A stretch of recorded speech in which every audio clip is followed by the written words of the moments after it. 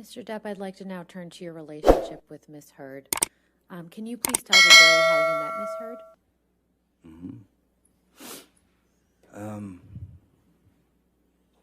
2000, in around 2008, Hunter Thompson and I were going through some of his manuscripts of his books that have been published, and then I found this manuscript in one of his boxes, and it was called The Rum Diary, and I had heard about it, and I knew it was what they called his long-lost novel, in fact, the only novel he ever wrote. And I showed it to him, and Hunter was shocked. Oh my God, that's where it is, you know. And so he said, read me some. So I started reading this to him, and he said, this is a movie, you know. We must produce this together. And, you know, he got all excited about the idea of doing that. So we went right into it, and we started to set up meetings to get money, financing to develop the project. And we finally ended up getting the money to develop the project and to make the film. Hunter, from his own dilemmas in his life, committed suicide, but having had long talks with him, I knew every angle of the book, but I knew every angle of the film that he wanted, which was going to be a bit different than the book.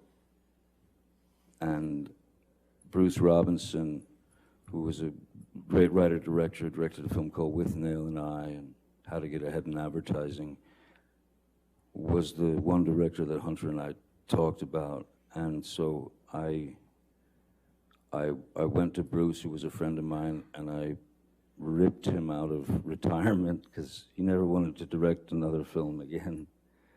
I pulled him out of retirement after 27 years, and he agreed to write the screenplay and direct the film. And we proceeded. During the auditioning process, Bruce was,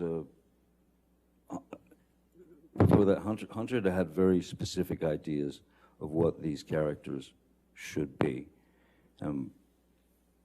Bruce had been auditioning girls or women for the role of Chenault in the film, and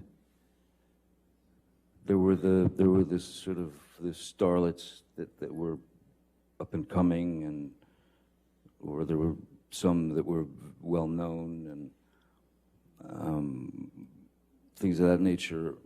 But you know, one of the things that Hunter was very against was stunt casting. That is to say, put a bunch of very famous people in a movie and let them go, and then hope for the money in the end.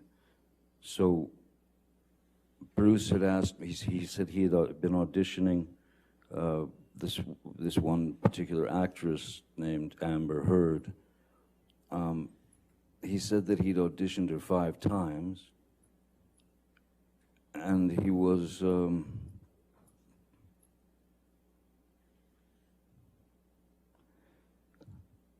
he wasn't sure about her capabilities as an actress with regard to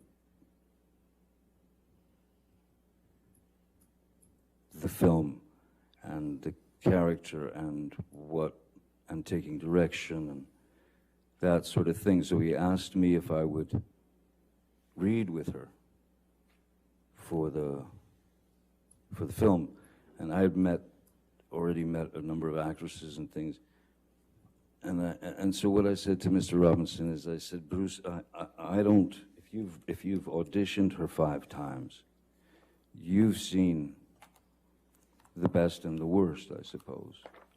So me putting her, this girl in an uncomfortable situation, you know, saying, "Hey, all right, let's read this," I think it's a far better idea that we just meet so that I can see how she behaves, see how she reacts, because that's really all it is, reaction, behavior, and you don't have to push anything else, you know.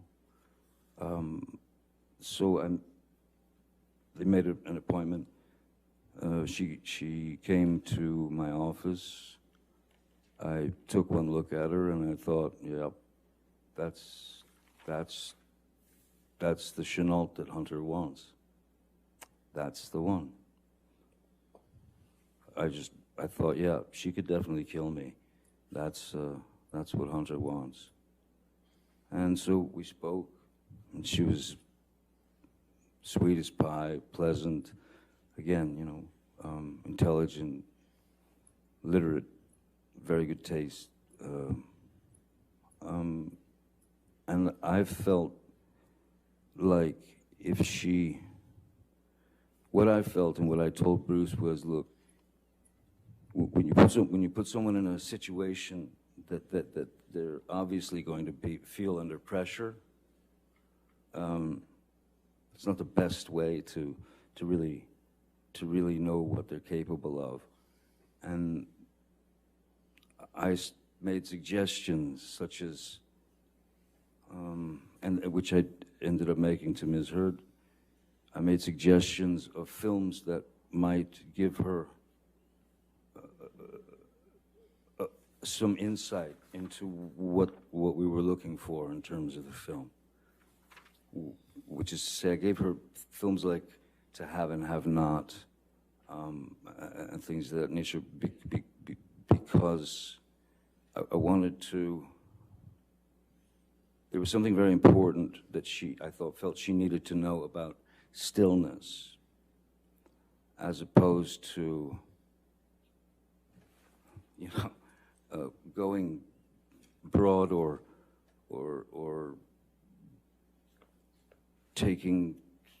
acting a little too much. So I felt like I could be a bit of a traffic cop in that sense, so that, because if we could connect, then it could work, as long as there was truth in her eyes, and as long as there was truth coming out of her dialogue, you know, then it's all in the editing.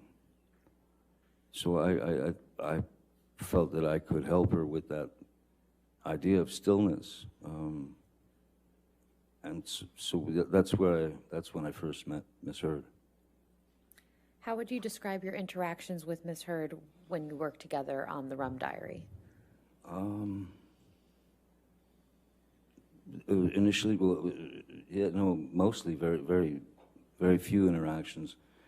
I remember there was a time, I wasn't working that day, but I was producing, you know, one of the producers of the film, and it was a scene from the book that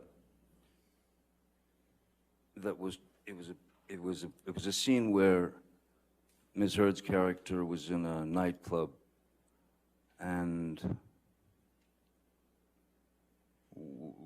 we're amongst the locals, and she's very drunk, and everybody's very drunk, and she ends up dancing with a few of the local, like one of the local guys and stuff, and then the other local guys start to sort of close in on her.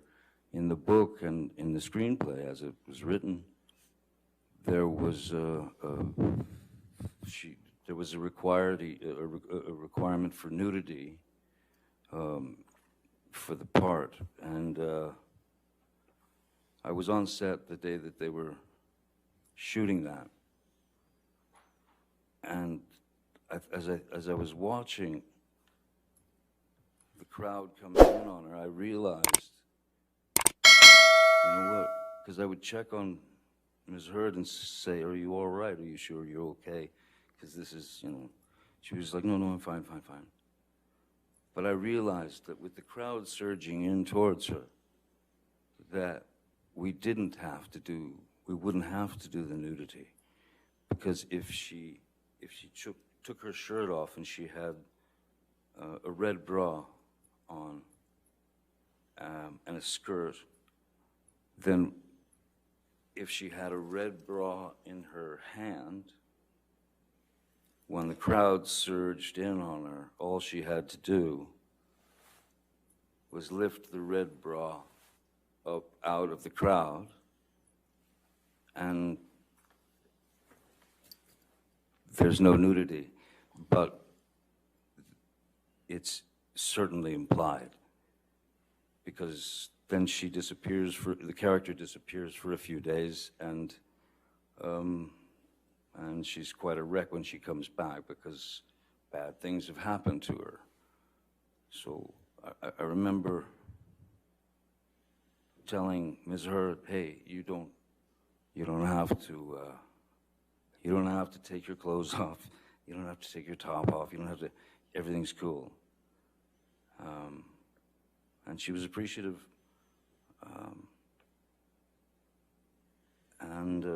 But other than that, we didn't really have much interaction until there was a scene where I'm taking a shower, and then she comes into the room and she opens the shower, and we kiss. And that moment was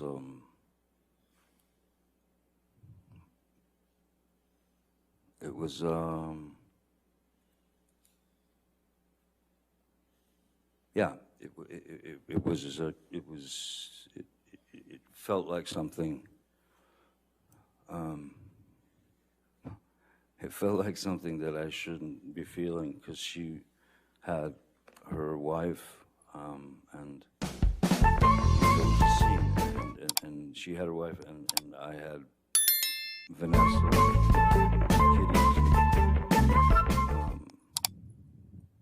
Yeah.